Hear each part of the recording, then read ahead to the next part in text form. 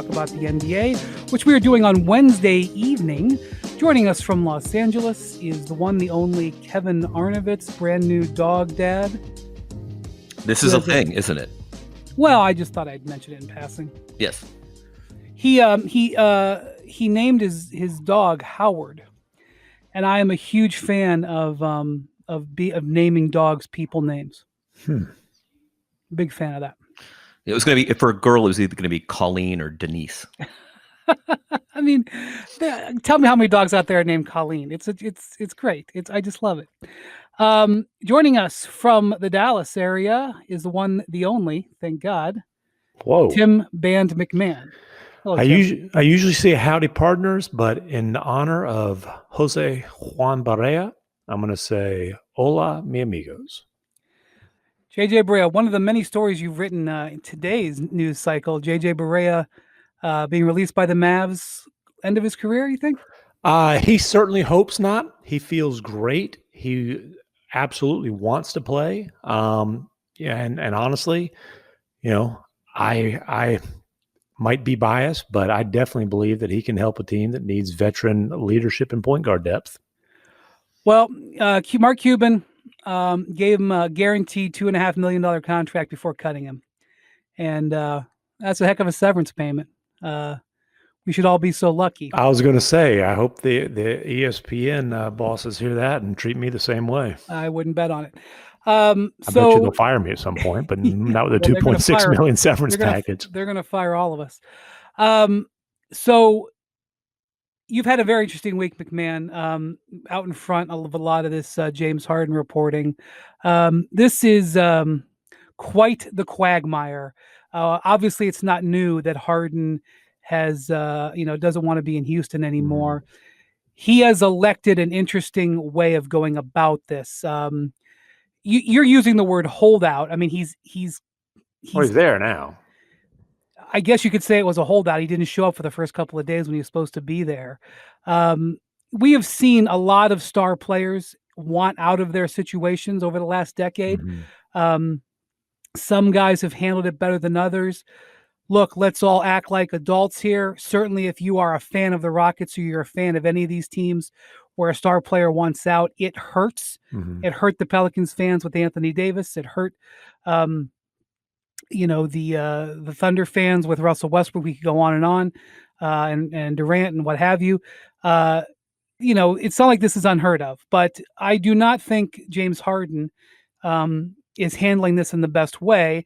And he is absolutely your story, which is, as I talked to league executives, your story from, 10, 15 days ago, where you quoted someone in the Rockets organization saying, we're fine with being uncomfortable. Yeah, we're willing to get uncomfortable. Every time there's an update from you and Woj, I have executives texting me, boy, still uncomfortable, staying uncomfortable. And James Harden seems to have taken that to heart. This has obviously been a dicey story to cover over the last few days. MacMahon, I'll yield to you and describe what it's been like. Haven't been able to be in Houston with the Rockets because of the COVID, but you've obviously been all over this story.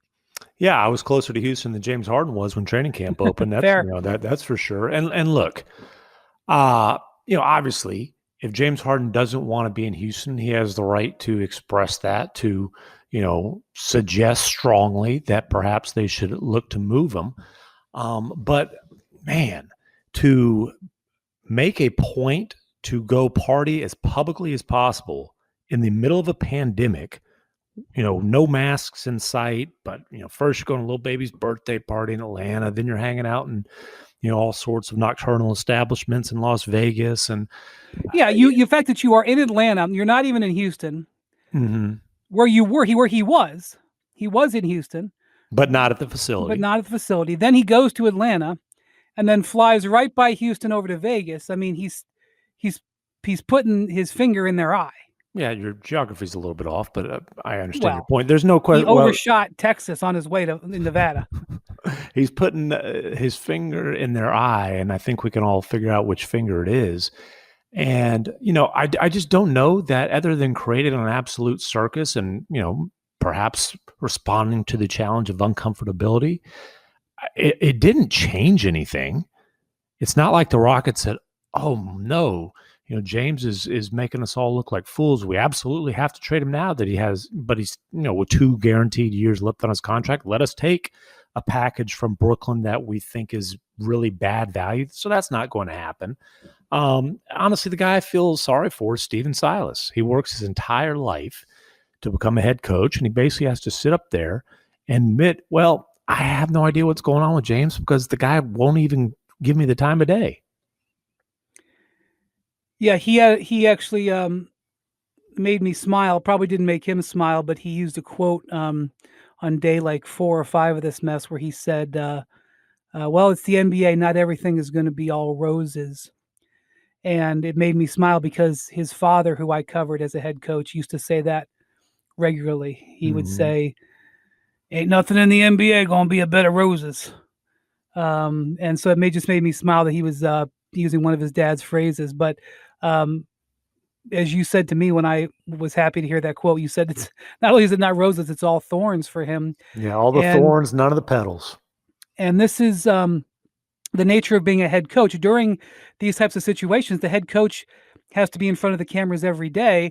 The front office, although Tillman Fertitta is still giving interviews, he was on CNBC. Well, he's got his weekly CNBC appearance. He has to, listen. Which he didn't really that. reveal anything on his CNBC appearance this week, but at least he was on television answering questions about James Harden. It wasn't much of an answer. He basically said, James Harden wants to win a ring. I hope it's with the Rockets. That's essentially what he said. Kevin, you've been around a long enough time to see these things play out. Everyone's end game is transparent here. Harden is trying to make the Rockets trade him now, and the Rockets are standing up to him. We have seen stuff like this happen before, but not quite in this vein where, there's the whole pandemic thing and he's out partying. What do you think is the next stage of what's going to happen here? I mean, Tim's right. That's the funny thing about this whole saga. The raw facts are the same as they were a week, 12 days, 14 days ago. This is a guy who doesn't want to be here. And he has identified places he would rather be. I mean, it's in the middle, though. It's a fascinating situation, right? Like, because there are three issues, right? The first is, we'll call it teammate, Rocket, and NBA citizen, right? And that is, yeah, man, like your team's getting ready for camp. You got a new coach, like kind of a pick your male anatomy move here. Like it's just, I don't want to say bad look. It's actually bad behavior within the context of being an NBA and a Rockets leader, NBA citizen, et cetera. Then you have kind of being an American citizen in the pandemic. Yeah, that is number 2, right? Irrespective of whether or not you think the Rockets deserve or Stephen Silas deserves a measure of class, there is hey, you're an influential person in the culture and you're partying without a mask in like very close quarters. Like, it has been a struggle for there to be consensus in this country about just general behavior about how to protect one another. And like, he's kind of flouting it, right? And then there's the realpolitik. And look, you can't begrudge Harden anything. Like he has the power in the situation. There are about 5 people on planet Earth who can play basketball at the level James Harden can play it. And if he wishes to spend his time in, as you say, nocturnal venues, then so be it. And if he would like to be out of there and would like to stick whatever digit in the eyes of whomever, that is well within the boundaries. What's interesting, Brian and Tim, is like the goalpost keeps getting moved. It used to be, I had 1 year left, before the option. And so I'm going to let the team know and maybe they can deal me because they'll get something for it. Then you kind of had the trade deadline in year 1 minus 1.5, right? And then now it's like T minus 2 full seasons. Like, at what point are we in a league where I don't care if a guy is in year 1 or it's trade deadline of 2 of 5. He basically says, get me out of here. Like, are we, right. I mean, that's to me the interesting point is, are we going to get to a league where contract schmontrack, like you technically control the player. That's language I've never been particularly comfortable with, but actually the player is well within his boundaries to sort of demand a trade and, very well could humiliate the franchise if you don't cede to that. Well, I mean, this is one of these things. The contract is over when the talent says that it's over. Exactly. This has been true in entertainment businesses for a long time. What I would say, by the way, real quick, MacMahon, you reported today that so over the last weekend, the NBA came out with new rules for players about what they could do off the court. And specifically, they said you cannot go to nightclubs, you cannot go to casinos, and you can really not go to restaurants unless they're on some list, which will be forthcoming. Probably in road cities, there's going to be some restaurants that they're going to identify. Right. Ryan, I've never been more excited for a press release, and I cannot wait for this list. I'm fascinated to see what the players. I wonder if it's even going to be published. But so let me ask you this, MacMahon: so Harden violated that new rule within 24 hours because within 24 hours, he used that 150 whatever page COVID protocol manual as toilet paper. Okay. So let me ask you this. So the NBA said that there could be fines or suspensions for violating those rules. So you reported? I've checked, and to this point, there's the NBA has shown no inclination to discipline. So here's my question. You reported today that he now has to go through 6 days of negative tests. Right. And that started Tuesday. So Is that his quote unquote punishment that he has to be out for 6 days instead of 3?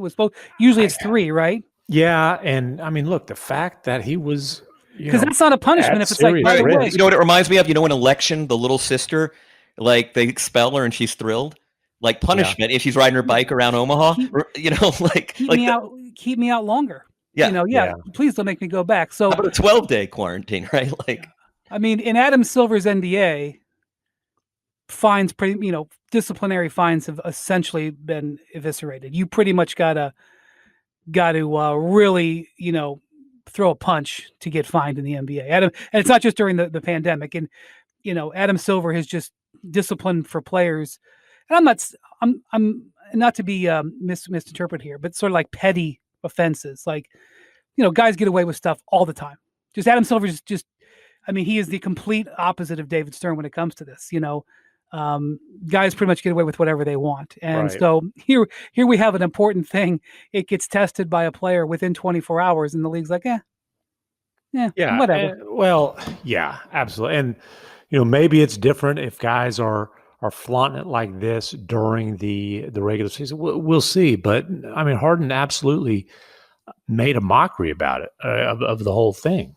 He's going to sit 6 days. Like you guys said, I don't think he's necessarily disappointed with that. But the other thing is, I got the sense that the NBA, and more than the sense, look, I asked when he reported, I obviously started trying to find out, okay, when would he possibly be cleared to practice? What exactly is the protocol here, given that he was obviously putting himself at major COVID risk during his little holdout? And by the way, you say I use that term. Maybe he was and maybe he wasn't. Well, listen, okay, I know what you're saying, and well, I'm okay. Just leave it at that. I'm just going to leave it. Okay, I hear what you're saying. Whatever. So Stephen Silas. Either way, he's flagrantly violating the rule, yes, which was just negotiated with the union. Yeah, Stephen Silas today, a day after Harden came back and started the testing protocol at the Toyota Center, is asked, "Hey, when might he be able to practice?" And Stevens basically said, "I don't know. We're waiting on word from the NBA. We're trying to figure it out.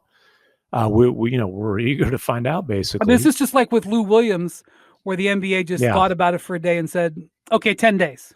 Right. Is it like some court of... Yes, it's a figure it out as they go along type of situation. And certainly this is not one, a lot like the old Magic City Lou, a lot of similarities there. Not one that, not a situation the NBA was eager to have to figure out, but, it's kind of just thrown in their lap, so to speak. And, they came up with the 6 consecutive tests. Okay, so I want to talk about what we think how the Rockets should proceed here. Because one of the things that I've, in talking to other executives, and they are watching this story very closely, as you can imagine, and really out of like an interest, like over the last few days, like I've had sort of robust conversations with general managers and other people in the league who are like, okay, well, what can they do? What are their options here? But one of the things that a guy brought up to me today is part of this a result of the culture that the Rockets had over the last, 5 or 6 years with Or Daryl 8. Morey, where they basically let Harden do everything. And, he rewarded them with spectacular play. And it's not like this is an unheard of arrangement.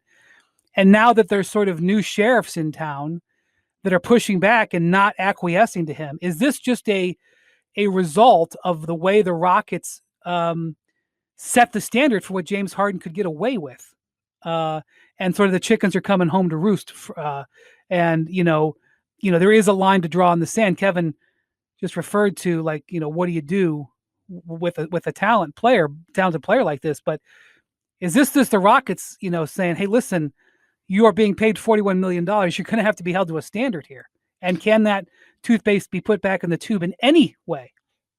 I think this is one of the most interesting questions in the NBA, and in some ways, it's been spiraling not just around James Harden, right? Kawhi Leonard and Paul George. To what extent should superstars' demands, and by the way, sometimes very rightful demands. I mean, these are the guys doing the heavy lifting. The Houston Rockets are nowhere without James Harden. The Clippers are nowhere last season, irrespective of the disappointment, right? But what do you do? It's one of the reasons, and you've written about it a bunch of times, Brian, about Jimmy Butler and the perfect match in Miami, right? Is the greatest question. We talked about this. You've written about this about vis-a-vis LeBron.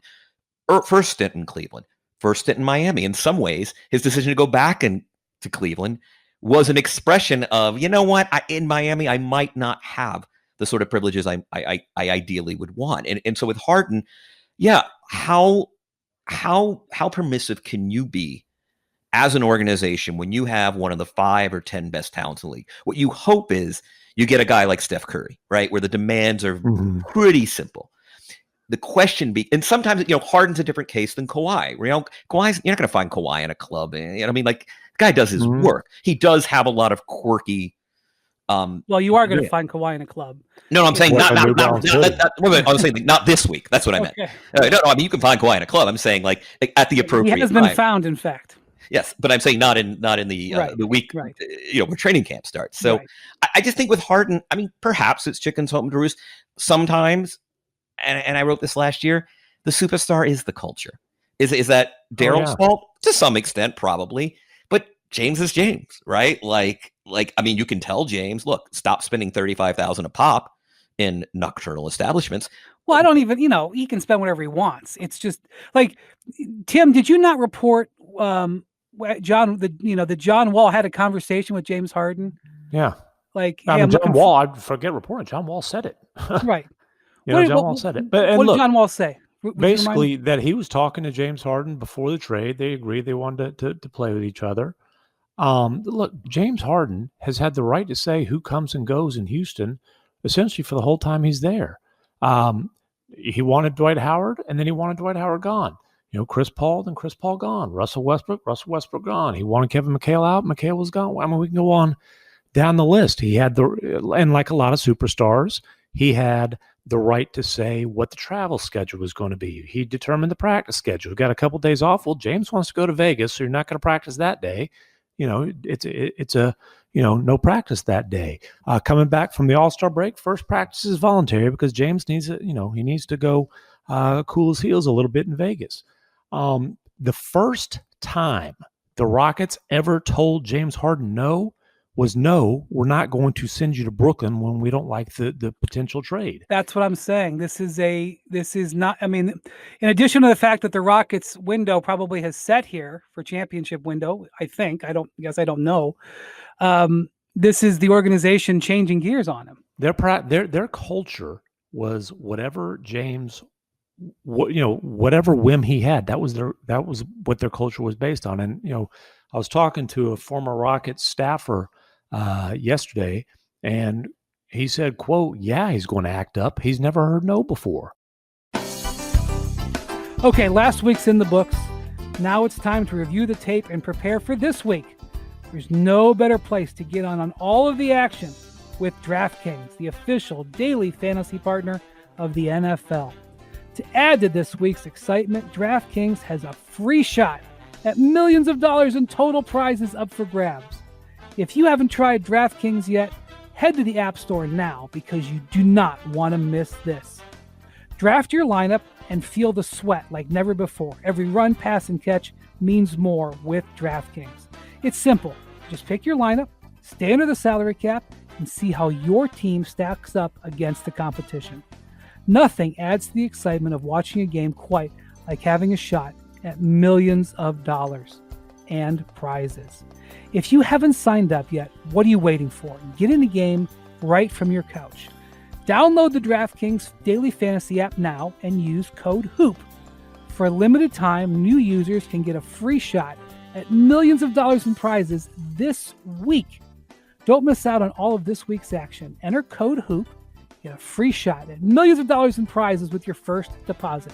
That's code HOOP, only at DraftKings. Make it rain. Minimum $5 deposit required. Eligibility restrictions apply. See DraftKings.com for details. In a time when self-care is more important than ever, every day is an opportunity to skip damaging styling tools and chemicals and focus on better hair growth from within. Nutrafol is formulated with potent botanicals to help you grow hair as strong as you are. It's a physician-formulated product to be 100% drug-free. They use natural, clinically effective botanicals for better hair growth through whole body health. On top of thicker, stronger hair without lasers or chemicals, Nutrafol's ingredients may also help you get a handle on better sleep, stress response, skin, nails, and libido. Who doesn't want all of that? When you subscribe, you'll receive monthly delivery so you never miss a dose. Shipping is free and you can pause or cancel anytime. Does it work? Yes. In clinical studies, Nutrafol users saw thicker, stronger hair growth with less shedding in just 3 to 6 months. Whether you're experiencing thinning or not, you deserve hair as strong as you are. Nutrafol can help you achieve your best hair growth naturally. You can grow thicker, healthier hair and support our show by going to Nutrafol.com and using the promo code HOOP to get 20% off. This is their best offer available anywhere, plus free shipping on every order. Get 20% off at Nutrafol.com, promo code HOOP. Their best offer anywhere, 20% off at Nutrafol.com, spelled Nutrafol.com, promo code HOOP for hair as strong as you are. Here's where I think the issue is. Kevin, I don't think that there is a trade to be made for James Harden right now. We could spend a half hour here. Like I could say to you, boy, I could see the Cleveland Cavaliers trying to get James Harden. I could see the Orlando Magic trying to get James Harden. Like we could go through that exercise if you would like, but there isn't a good trade right now. And especially because the Rockets, from what I understand, and I mean, it's not like they're having mass talks, but the Rockets have a very, very high standard. They would like a star player back in return. A young franchise cornerstone and a bundle of picks / talent on rookie contracts. Those trades don't happen. If you look at the star players who have been traded in recent years, if you're talking about, I'm going to argue with you. I'm going to absolutely argue with you on that one. That trade happened for Anthony Davis. Brandon Ingram is a young franchise cornerstone. Well, he wasn't a franchise cornerstone when they traded for him. Okay, that's fine. I mean, he was a prospect who blossomed. Okay, it was a really good acquisition. Okay, well, we can argue. Let's just be clear. Let's just be clear. We're talking in circles. We're talking about Ben Simmons. That's what we're talking about. Yeah, absolutely. Okay, but Ben Simmons for James Harden is not a deal that is available today. Correct. And they have not even, there's not talks happening. Harden would be willing to go to Philly and other contenders, specific other contenders. I'm not sure who's on the list. Let me ask you about that in a second. One thing at a time, if you don't mind. Oh, sorry. If there's, Your show, even though you can't grow a beard. The trade that they would like to make would be for Ben Simmons. Okay, there isn't a player in Brooklyn who fits that No. description. Do we agree with that? Yeah, Other I than mean, Kyrie and Durant. If LeVert didn't have the red flags, he's an interesting. I mean, he's older than Ingram ever was then, but he's interesting. But you're right; that's not a guy you can just insert pure shot creation. So you're looking at, like, if you're going to make. But by the way, they didn't just get Brandon Ingram and Lonzo Ball; they got 3 first-round picks, and Josh Hart's one of which was the number 4 pick. Yeah, and one of which was the number 4 pick.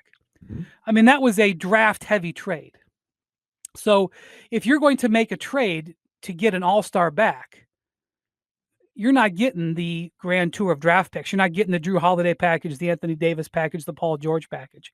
I just don't think you are. So, but my point is that for the Rockets to really have a chance to make any kind of a deal, they're probably going to have to get James Harden in and play with him for a while and see how a situation develops. That's absolutely their plan. Okay. Also, so now that's why how they handle this with what they're going to tell him is so important. And then here's the other issue, and it's sort of a game theory question. So on one hand, if you deal Harden now to a desired team, that team gets 2 whole guaranteed years. Right? It's the old Chris Paul, right? Unless you say, Jay, we will give you the grand tour. We'll give you all of our young players and all of our draft picks. We'll give you the Lakers package. But James Harden has to sign an extension. Right. This is the Chris Paul 2011 deal, right? That's right. Now, do we think that the deal will be less? If let's say Philly does want to come to the table, let's for argument's sake, and at the deadline or next offseason, do we think the deal is any less rich because they're only paying for 1 season, or the fact that James is willing to extend there renders it fine? Like, look, the deal's not going to be any worse at this trade deadline. It's not going to be any worse next offseason. It might not even be any worse at the trade dedeadline in his final guarantee. There is one other option you could go to, which is I talked with the league executive yesterday, and they said if Houston couldn't, and this isn't a deal you would do today, okay, to be clear, would be that you could say, all right, maybe we can't get the ideal package for James Harden. You have to take John Wall in addition to Harden. Or Gordon. I mean, what about Gordon's another one that you wouldn't mind? Yeah. Okay, or Gordon. You've got to help us. You've got to help us kick the ball down the field on our rebuild. I mean, you're not going to do it for free, but maybe the ask back changes a little bit if you can get off one of those contracts. By the way, that's 15-8. Forget Wall. If just Harden and Gordon, you're sending $58 million. Well, I know that. I mean, there's one team that could do it. I mean, there's probably more than one team that could do it, but there's one team that is in position to do it. You're talking about the Knicks? That's right. Yeah. But I'm saying I'm not saying that's like a viable option. Right. I'm just saying, like, if you got to the point where you needed to do something and you were looking for another way to make a deal to help your organization, you could say, all right, well, if we can't get that star player, maybe we can, get out of this jail a little bit. Yeah, and look, at this point, the Rockets still aren't willing to whisper, that the relationship is unsalvageable. Although we all understand what's happening here, there is an understanding that basically time is on their side in terms of leverage up until this trade deadline. And then after this deadline, when he has 1 year left, time is no longer on their side, unless, the situation you say where Harden is willing to play ball. But then obviously he's only willing to play ball if it's a very select handpicked type of situation. I mean, I still look as much like if you talk to people in Philly, if you talk to people in Houston, they just want to say there hadn't been any talks, and that's fine. If you made me put down money on what ends up happening, that's still where my dollar's going. I agree, but so the difficulty with Harden is not just the squishiness of the contract, which is he's only got 2 years left, which is not nothing, but not it's not when the Lakers traded for Anthony Davis, they pretty much knew it wasn't for 1 year. Okay, the thing is, when you trade for James Harden, you are trading for more than just a star player with the contract squishiness. You are trading for a guy who maybe expects this kind of influence on an organization. You're trading for a guy whose style of play is not in a fit with anything else anybody else does. Ryan, let me throw the big one out there. You're trading for a guy who, at the age of 33, is going to want a 4 or 5 year deal that is going to burden your spreadsheet. Well, that's why you want to do an extension. You don't want, you don't want to do a 4-year deal. Right, but even then, like here's the question. Is he a value positive player at age 34 or 35? He might be. I don't know how he's going to age. And by the way, we're not even considering all the questions you just asked, which is he a kind of a culture positive player? But let's look at it from the Brooklyn and Philly side. What would you give up for James Harden? How badly do you really want James Harden? Now, for 2 years, it makes a lot of sense. And then having to pay this guy at the back end of his career, one of these just absolutely crippling contracts that we see and we kind of roll our eyes when the guy gets to be, on the list of worst. It's very reasonable to think that if Harden gets a max contract or extension, doesn't matter, that the 35-year-old James Harden is going to have one of the 5 worst contracts. Well, this is the thing. Some people have mentioned the Denver Nuggets as an option here. Let's just ask a simple question. Who would you rather have? Would you rather have Jamal Murray? Or would you rather have James Harden? Now, James Harden is a better player, but Jamal Murray costs $16 million less.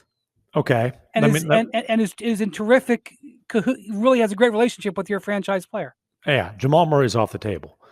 But if I'm Denver and I decide I want James Harden, I'm going to say, okay, Michael Porter Jr., Gary Harris, Will Barton.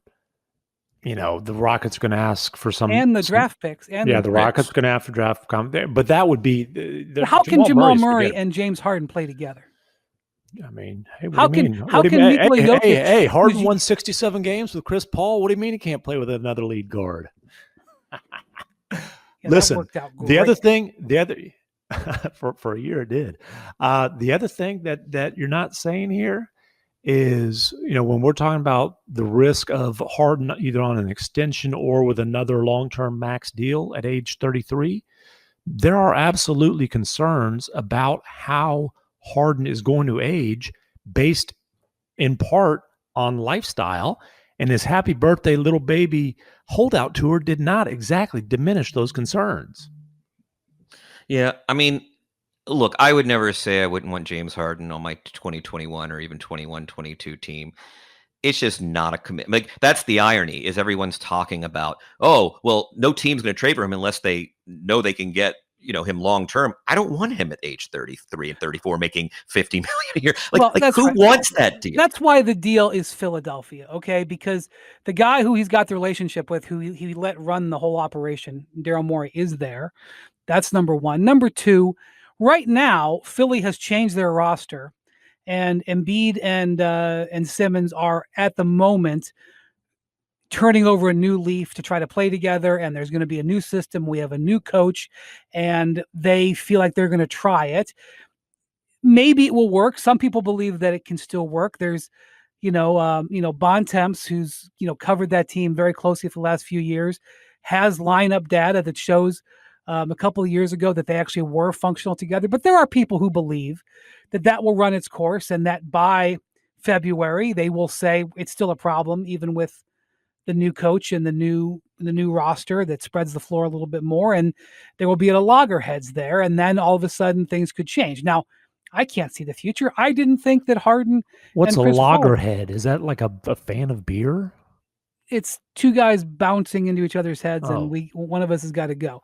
There are people who believe that will happen, but I've been around long enough to know that things happen in the NBA that you can't predict. So maybe it does work. But if you're doing, to use Kevin's point, if you're doing game theory here, the Rockets probably their best option, if the guy that they want is Ben Simmons, is to wait this out. Right. Not to go too far down the rabbit hole.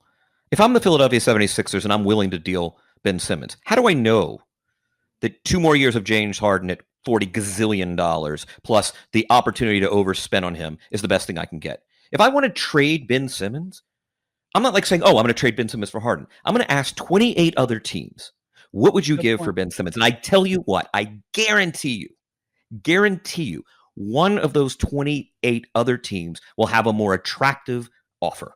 because James Harden, and I still think he's a top 5 player. This is not impugning James Harden.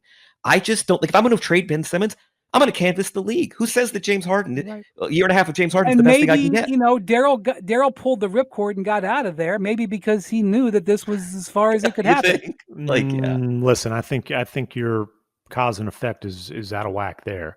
Daryl pulled the ripcord because he knew Harden was going to pull the ripcord. Oh, you want to jump off the plane? Not till I go first. Okay. But, Kevin makes a good point. It's a fair point. I also, obviously Daryl Morey has seen a lot of James Harden up close and personal, and done a lot of James Harden is the best player in basketball type of talk. I truly believe that he at least is closer to believing that than not. I would say best other than LeBron is what he really believes. And listen, the other thing, like, I don't know how long your window is of Joel Embiid's prime, just because, big guy with injury issues, whatever. I do think that James Harden absolutely significantly raises their ceilings and increases their odds of winning a title in the 3 to 4 year window that that he's still going to be and Daryl an MVP candidate. And Daryl's number one priority in his career, even though he gets so much credit for analytics and so much credit for arbitrage trades and so much credit for creative contracts, Daryl Morey has and always will be about stars. Yeah. About superstars. He is no different than Red Auerbach in that regard. Right. But to go back to the other thing, Morey's about stars because he subscribes to the theory that the stars are the most underpaid players in basketball. And they are, right? Like, in their prime. Like, it's not that, Daryl Morey's a star screwer, right? Like, it's, there's a salary cap in this league, which means that LeBron James, by value and production, should make $100 million, but the league conspires to pay him less than half of that. Steph Curry in his prime, and we can go down the list. Morey is into stars insofar as they represent a greater value than their contracts. If James, and I agree with Tim here, I think James probably provides you more than what is he making this year? $41 million in value this year. I agree. So if Daryl's priority is this season, yeah, he's into James Harden because James Harden provides more than $41 million in value. Is he going to provide more than 44 next season? Yeah, maybe. I'll tell you what, I'm guessing that Daryl runs the numbers, and I'm not sure he produces 50, 51, whatever the hell the number is going to be in 2023. And so that's why he's into stars. It's not that, stars are fun. It's stars are underpaid. Well, speaking of superstars, the Houston Rockets got Hakeem Olajuwon in 1984, 1983, the Jordan draft. Okay, 83. 80, whatever. Sure, that year, the Jordan draft. I'm showing my ignorance. It took them another 20. I mean, Yao was a great player, but he was not Hakeem. It took them another 20 whatever years, almost 30 years, to get another player of that caliber. You trade away James Harden, maybe hit the lottery in a couple of years. Better be careful because, the Thunder own your draft position. Yeah, those protections might matter. Which, by the way, it's interesting, that trade is so interesting because the Thunder backload, the Thunder, when they made the deal, figured that Westbrook and Harden were going to be, good for a few years, and they backloaded it, and they got the swaps and the picks in 24, 25, and 26. But, they got a swap in 21. Just as like a little insurance policy. And so you may say, well, what is it's top 4 protected. So if the Rockets get into the lottery, win one of the lottery slots, they'd be able to keep it. But no, so you'd say, well, the Thunder are rebuilding. What value is that? And the Thunder are probably going to maybe have the 5th pick. What are they going to swap it with? Well, the Thunder set up the trade so that they can swap their pick or the Miami Heat pick that they have. So that little aspect of the trade where they built in a 2021 swap right could be pretty good. But what I'm just saying here is like you trade, and this is another reason why this is such a massive moment for Raphael Stone, who's the new general manager. The reality is you may go another 20 years before you get a player like James Harden. Now, in the case of the Pelicans, they had karma or luck or whatever you want to say. Anthony Davis goes, they win the lottery, and they get a player. Maybe Zion becomes a superstar, maybe he doesn't, but they got the black swan moment, and so their situation is a little bit different. But this is the reality. This is who Giannis we're going to talk about in a minute here. I've talked about this. Kareem Abdul-Jabbar walks out the door in 1974, says, I'd like to leave. The Bucks have gone 46 years and haven't been back to the finals. You send away a guy like James Harden, it could be a long time before you get a guy like James Harden back. And that's why we can sit here and talk about it and try to get the trade machine going and do all this stuff. This is a gigantic freaking moment for your franchise. Gigantic. And you're asking somebody who's never executed a trade like this to do it. And you're asking him to do it under duress and very, very publicly. It's hard, man. It's really, really hard. Hey, he got John Wall back for Russell Westbrook. And I hate to put it like this to Rocket fans, but Houston has been a hub of the NBA since they got Harden. And because of McGrady and because of Yao, they've generally been a hub for a long time. Ask the Phoenix Suns how fleeting this can be. Ask the Phoenix Suns. Okay? Ask the Minnesota Timberwolves. They lost Garnett. How's life been since then? Is it going to, they haven't had Garnett since 2008. They've missed the playoffs 15 of 16 years. When are they getting another Garnett? And that's why this is really serious business. Yeah, and they got Karl Anthony Towns. They got, Wiggins. They got the number one overall picks, right? And they still, to your point, they still haven't gotten as good as Towns is. It ain't that dude. I mean, when you're talking about a perennial MVP candidate kind of guy, there's only, we can argue 4, maybe 6 players that you would consider at that level in the league. So 80% of the league's not going to have that. This is why I was at Loggerheads. You like that? Yeah. This is why I was at Loggerheads with Dan Gilbert when he traded Kyrie Irving for a draft pick. He traded Kyrie Irving for a draft pick because, like he said, I can't let LeBron James walk out the door without protection again. And he won't extend his contract. And so I've got to protect this organization. I'm trading him for this unprotected pick from Brooklyn, which they thought was going to be a top 3 pick, but ended up being 8. All right. And my point was when LeBron James walks out the door, gentlemen, whether that's in a year or 2 or 15 minutes, that's it. It could be 40 years before you see anything like this again. Boy, in this pandemic, where has your favorite haircut gone? We know you don't get out as much. You don't drive by your regular Sport Clips and pop in for that MVP haircut experience that is so much more than a haircut. But isn't it worth getting out for that legendary hot steam towel for your face? Massaging shampoo that makes you melt into your seat. You remember that, right? Sport Clips has found your haircut. It's right where you left it. Sport Clips. It's good to be a guy.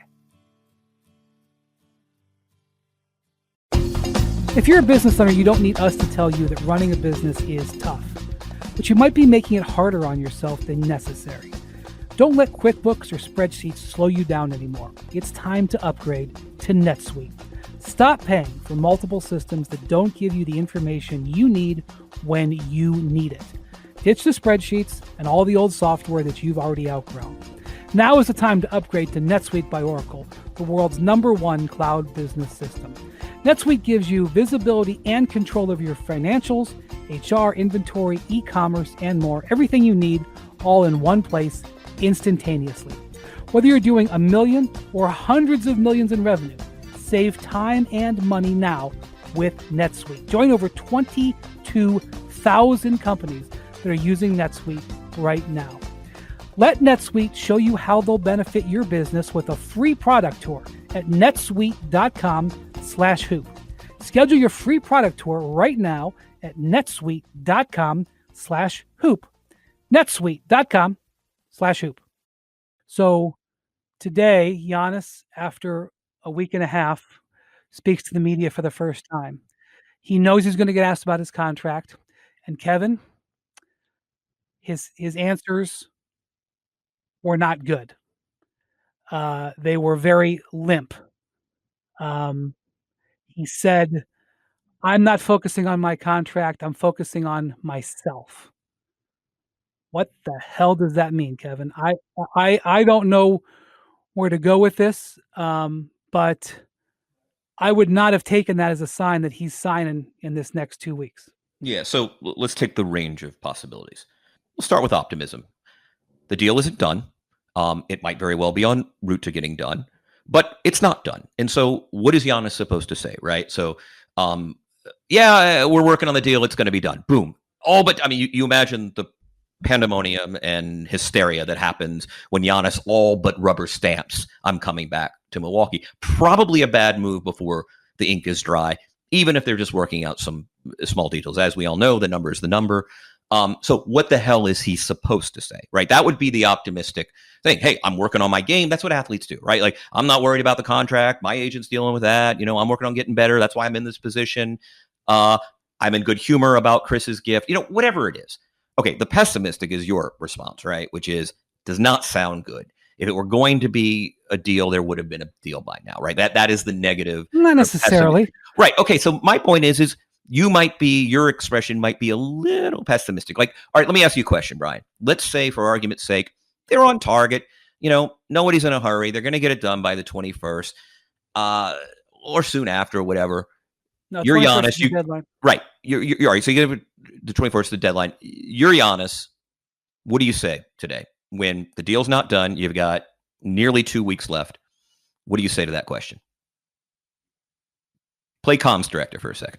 Okay, that's a good thing. I think I would say, guys, it's a really big decision. I know that it's important. I know that it's something that my teammates are thinking about and the organization is thinking about. And of course, the fans are thinking about. And it's a really important decision. And it's something that I've spent a lot of time thinking about. And my agent and I are still considering it. And what's most important to me as I come here to work every single day is to try to get this team ready for this season, because this season is really what's most important, more important than the next 5 or 6 years. This season is important.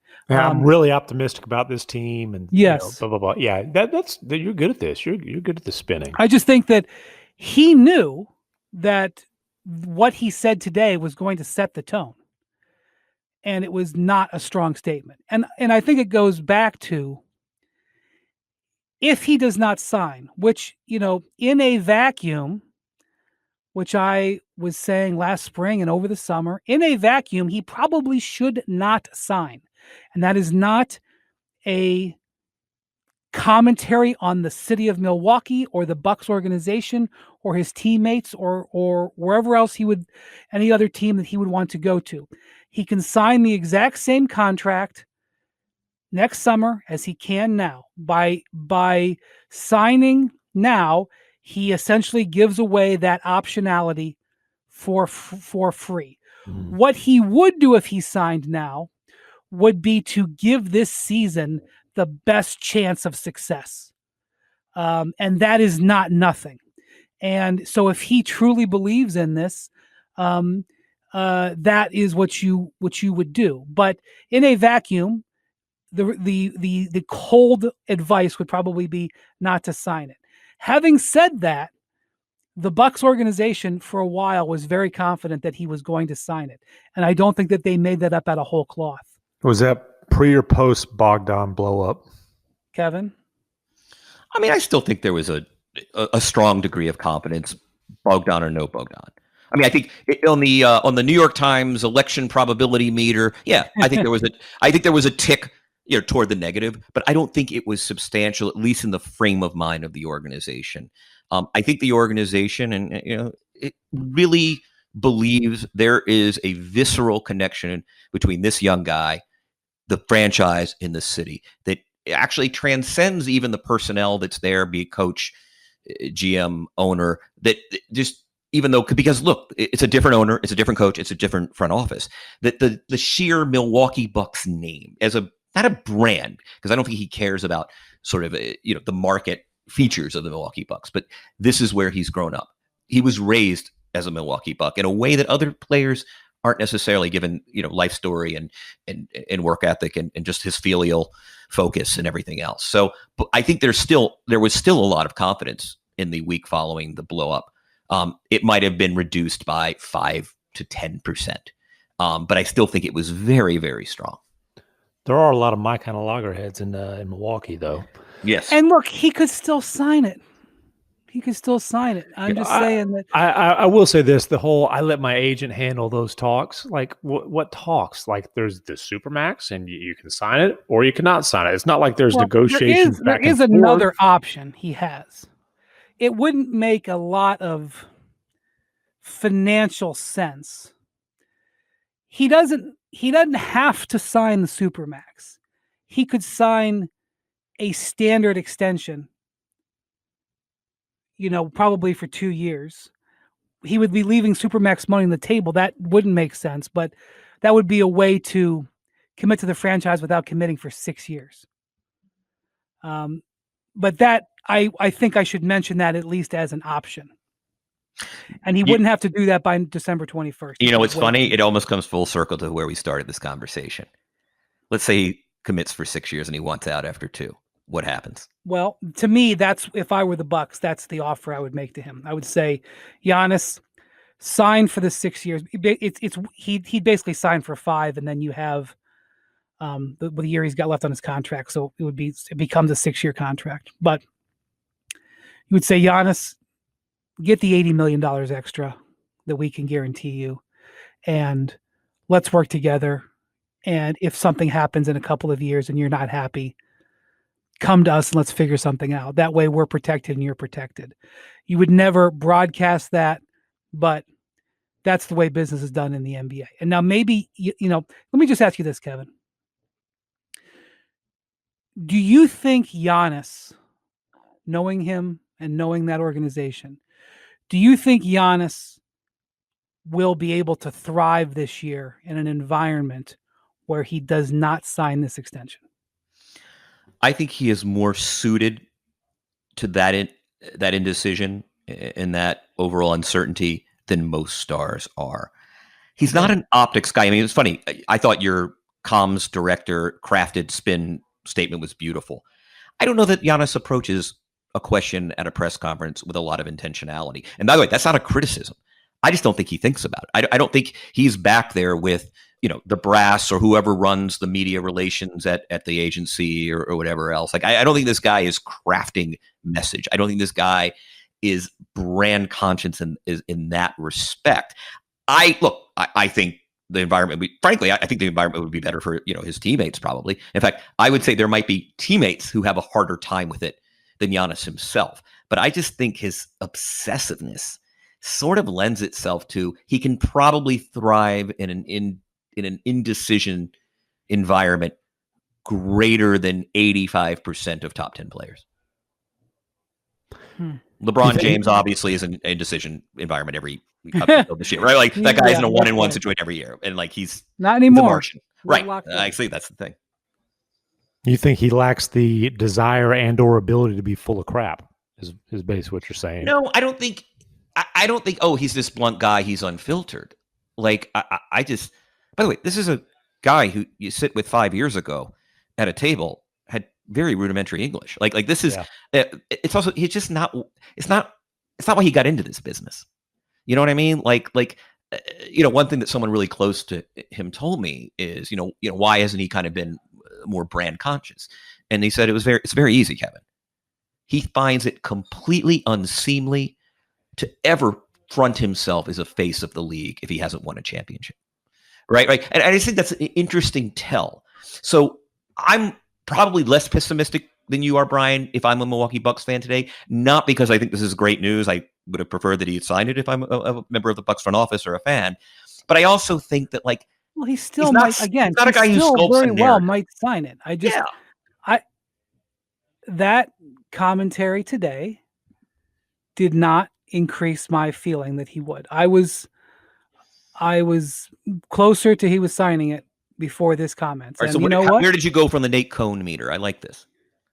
Well, this is kind of like sometimes I compare things that happen in the NBA to poker, because I think the NBA a lot of times is very much like poker, because you have a hand and you can have a very strong hand and it can just get beat, and it doesn't mean that you played it badly or whatever. Just things happen.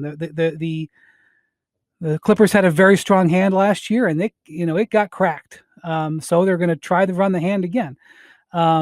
Sometimes when you're in a hand in poker, you can say things to your opponent that change the dynamic of the hand. You can talk your way in and out of things and different things. And you wouldn't think that, right? Because it's ultimately the cards. But I've seen it happen many times where someone has talked their way into or out of a situation with simple language. And so this is what I'm looking at here. The words that he said today changed my judgment of his whole cards that are turned down. And doesn't mean that I'm reading it right, but it changed my judgment of it. You don't know where to go with that, do you? You come up with some of the best analogies. Yeah, I was like, oh, that's a final word. He's just dropped the mic. Yeah, I mean, you don't know, there's certain things that you just don't know. Like I'd like to be able to tell you, oh yes, I am talking to Giannis on text every night. I know exactly what he's thinking. Sometimes in this business, in media, you have really good sourcing and you're really close to things and you have a really good feel of what's going on. There's stuff, as you guys know, there's stuff that we know about. We know right now about significant NBA news that is going to probably happen in the short-term future that is going to alter things, but we can't talk about it for various reasons. Sometimes you have information, sometimes you don't. In this particular case, I don't know how Giannis is feeling. And he's been in Greece and he hasn't shown at all. I don't see any tells. Mm-hmm. I only know what I was feeling off of the Bucks. And his first, give out of information made me pull back a little bit. So we'll see. It doesn't mean that I'm folding the bet. I just think that, he had a long time, months, to come up with what he was going to say at his first media session today. And what LeBron James said in 2009, when he, the 2000, and this is part of my issue with Giannis, and maybe I should, maybe I just have to acknowledge this. The way I look at this situation is framed because I lived through every single day of the LeBron James 2009-10 season. And I know how LeBron handled it, and I know how the Cavs handled it, and I know how it turned out. And obviously, LeBron and Giannis are not the same person. They have completely different frames of reference, completely different sets of priorities, but it frames how I look at it.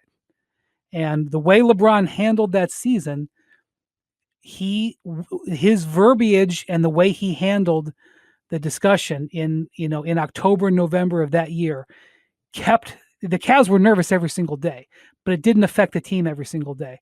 And they won 60 games and they were the number one overall seed. They were not a championship team, but he was able with verbiage to remove some of the pressure. That did not happen in Giannis's first session. We'll see if something changes in the short-term future, but I didn't love it from the Bucks standpoint. Listen, there's teams we discussed before, the work done by teams this offseason that are interested in Giannis certainly indicates that they're pessimistic from the Bucks standpoint. To use the poker analogy, the Mavericks and Raptors and Heat anteed up and stayed in the hand. Right. They unfold. Yeah, and whether that means they knew something, they're guessing, or just I don't think I don't think they knew anything. Or if it, but the other thing is maybe it's just if there's a 2% chance you can get a player like Giannis in his prime, then you go all in on that 2% because that's how much of a franchise elevator he can be. Yeah. Kevin has a good feel for the Bucks. He knows how much work the Bucks have put into this. They've got a really good team. Yes, they do. They've got a really good team. I don't know if it's a championship team, but it's a really, really good team. And they're going to have a lot of really good nights this season. And they're going to look really good. Will they be in the playoffs? Will they be in the playoffs? They'll be in the playoffs. No, will they have good nights in the playoffs? That's the thing. That's what happened with that Cavs team, man. I'm gonna MacMahon, you're gonna have to check me on this because that Cavs team was a great team, but they were not built to win a championship.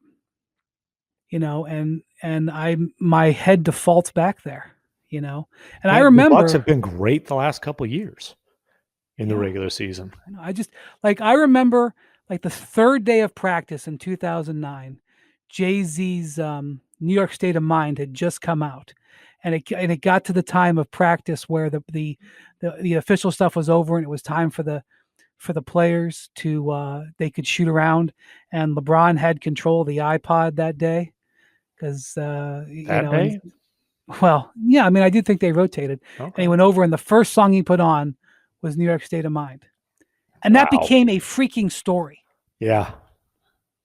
Okay. And I'm not sure that the Bucks would be covered that way. And in fact, in this COVID season where we don't have as much access to teams, maybe it wouldn't be. But it's going to be like that. Just because and it's a compliment to him more than anything. It's because that's how great of a player he is. But, I submit the most relevant thing that's happened in the Bucks organization since they lost the 1974 finals in 7 games to the Boston Celtics was when Kareem Abdul-Jabbar said, I need to be traded. And that Giannis signing this extension would be the greatest thing that's happened since then. And I know that that's crazy because you say, wait a minute, they've had 45 seasons and they've had, Ray Allen and Sidney Moncrief. Who else have they had? Brandon Marquise Jennings, Johnson. 55-point game as a rookie. Right. They've been to the conference finals. I actually watched that in a Wisconsin sports Jack bar. Sikma, Alton Lister. Yeah, they've. This is for a mid-market, small market team like Milwaukee. Randy Brewer. Him committing. Him, the 2-time MVP recommitting and giving them years of his prime would be his. I would say it's be the biggest thing since Kareem in the 74 finals. That's just the way I see it. And you can talk me out of that and tell me I'm crazy, but that's just the way I see it because that's how important talent at the highest level is. We can tell you're crazy, but we can't talk you out of that. Yeah. All right. Thank you for listening to the Hoop Collective podcast. Thank you to Kevin. Thank you to MacMahon. MacMahon, I feel like by the time we talk next week, there's going to be a lot more Harden stuff, even though he may not even be in practice. It's just I feel like my beard will be fully gray by then. All right. Thanks for listening, everybody. Have a great rest of your week. We'll talk to you soon. Adios, amigos.